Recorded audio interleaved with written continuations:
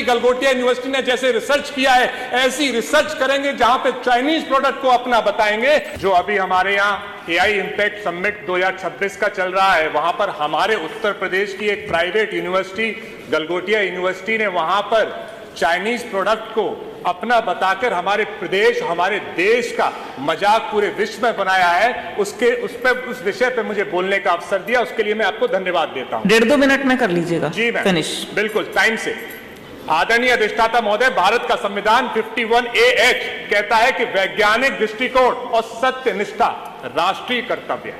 लेकिन जब हमारे प्रदेश की यूनिवर्सिटीज लगातार प्राइवेट यूनिवर्सिटीज के हमारे यहाँ बिल आते हैं और उन प्राइवेट यूनिवर्सिटीज को बढ़ाने का काम किया जाता है, ये कोई पॉलिटिकल मुद्दा नहीं है, ये सदन का मुद्दा है कि इस पूरे प्रदेश की निष्ठा का सवाल है।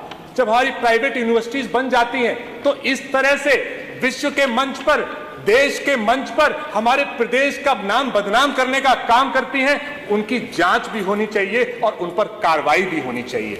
हम लोगों ने इसी देश में, इसी प्रदेश में आत्मनिर्भर का सपना देखा, बहुत बार बीजेपी सरकार ने इस पर बात की। मेक इन इंडिया का सपना देखा, बहुत बार इस सदन में उसकी चर्चा हुई। स्टार्टअप का सपना देखा, बहुत बार इस सदन में चर्चा हुई। आज उस प्राइवेट यूनिवर्सिटी ने एआई समिट में चाइनीज प्रोडक्ट को अपना बता के इन सारे सपनों को चकनाचूर किया है और नौजवानों के टैलेंट से खिलवाड़ किया है। आदरणीय उप मुख्यमंत्री जी पहले बैठे थे, ब्रजेश पाठक जी, कल परसों हमने जब रिसर्च पे सवाल उठाया था तो उन्होंने मेरा मजाक बनाने का काम किया था। उन्होंने कहा रिसर्च की जरूरत नहीं है।